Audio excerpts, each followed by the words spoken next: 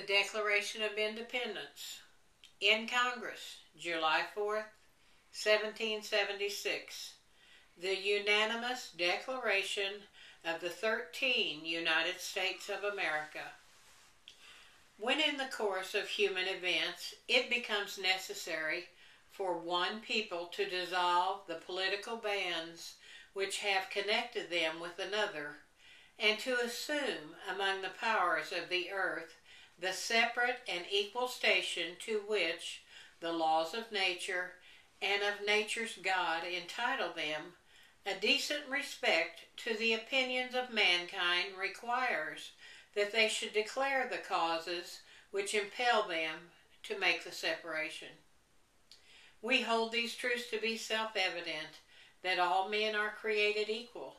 that they are endowed by their Creator with certain unalienable rights, that among these are life, liberty, and the pursuit of happiness,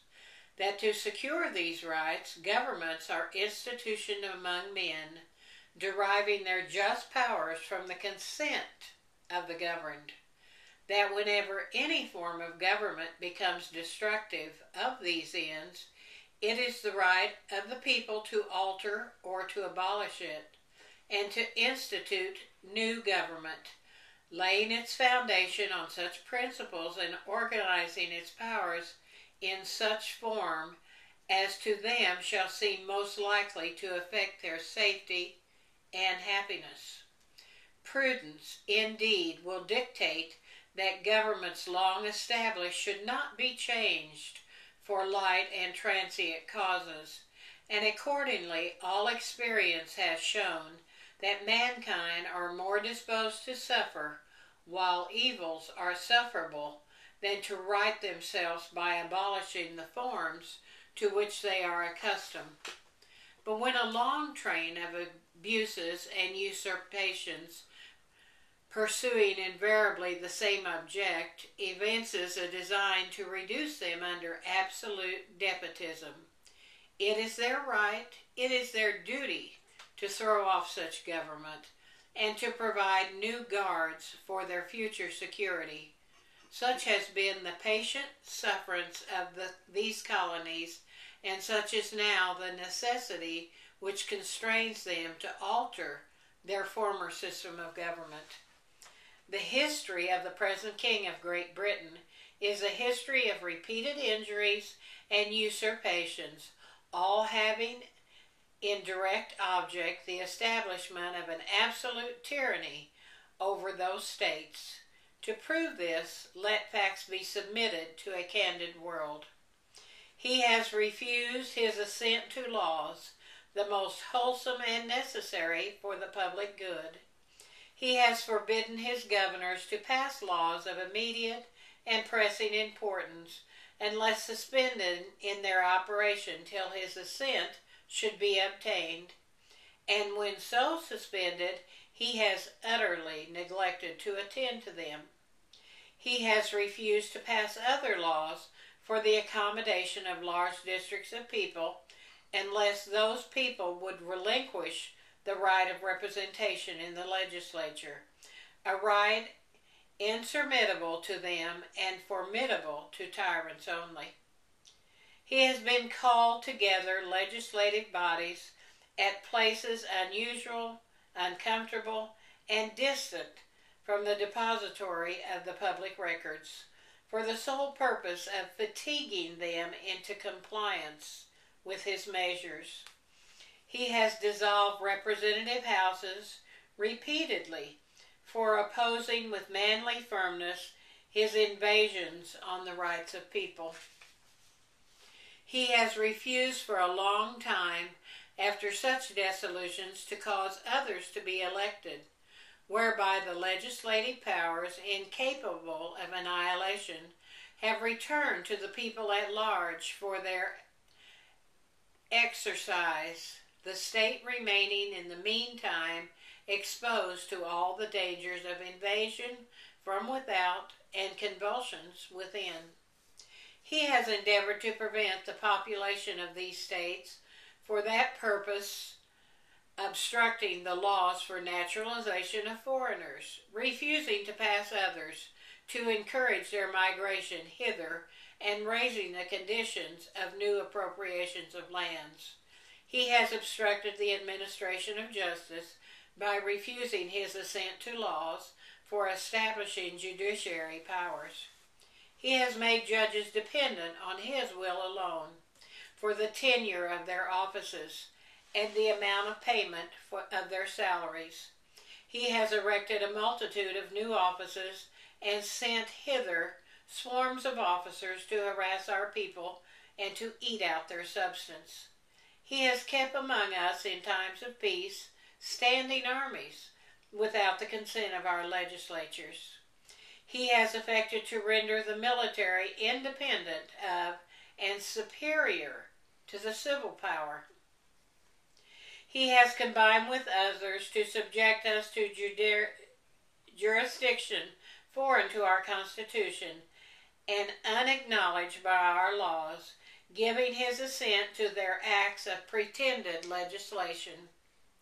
for quartering large bodies of armed troops among us, for protecting them by mock trial from punishment for any murders which they should commit on the inhabitants of these states,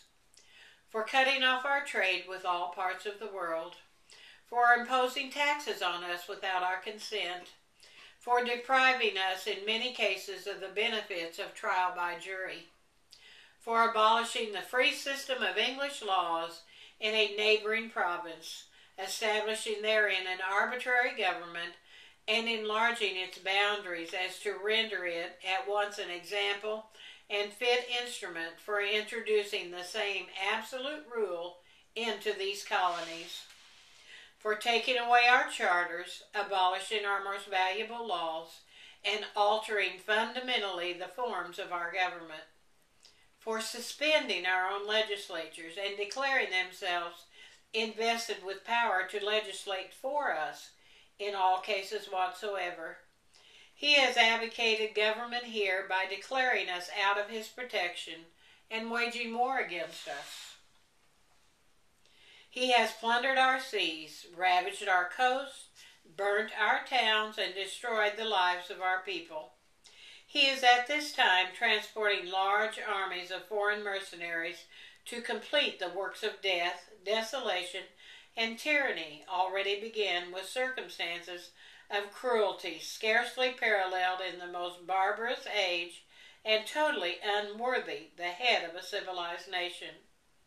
He has constrained our fellow citizens, taken captive on the high seas, to bear arms against their country, to become executioners of their friends and brethren, or to fall themselves by their hands. He has excited domestic insurrections among us, and he has endeavored to bring on the inhabitants of our frontiers and merciless Indian savages whose known rule of warfare is an undistinguished destruction of all ages, sexes, and conditions. In every stage of these oppressions, we have petitioned for redress in the most humble terms. Our repeated petitions have been answered only by repeated injury. A prince whose character is thus marked by every act which may define a tyrant is unfit to be the ruler of free people. Nor have we been wanting in attention to our British brethren. We have warned them from time to time of attempts by their legislature to extend an unwarrantable jurisdiction over us. We have reminded them of the circumstances of our immigration and settlement here. We have appealed to their native justice,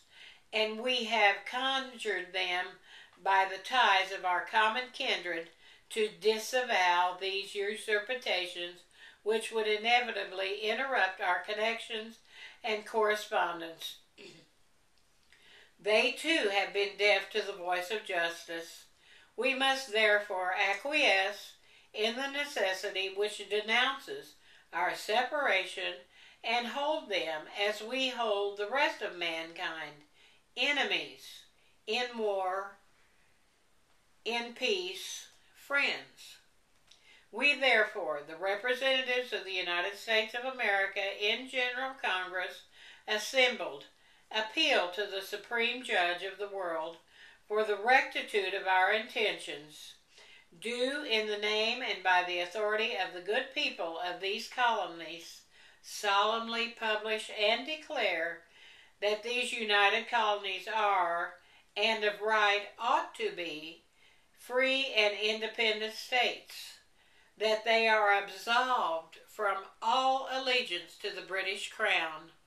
and that all political connections between them and the state of Great Britain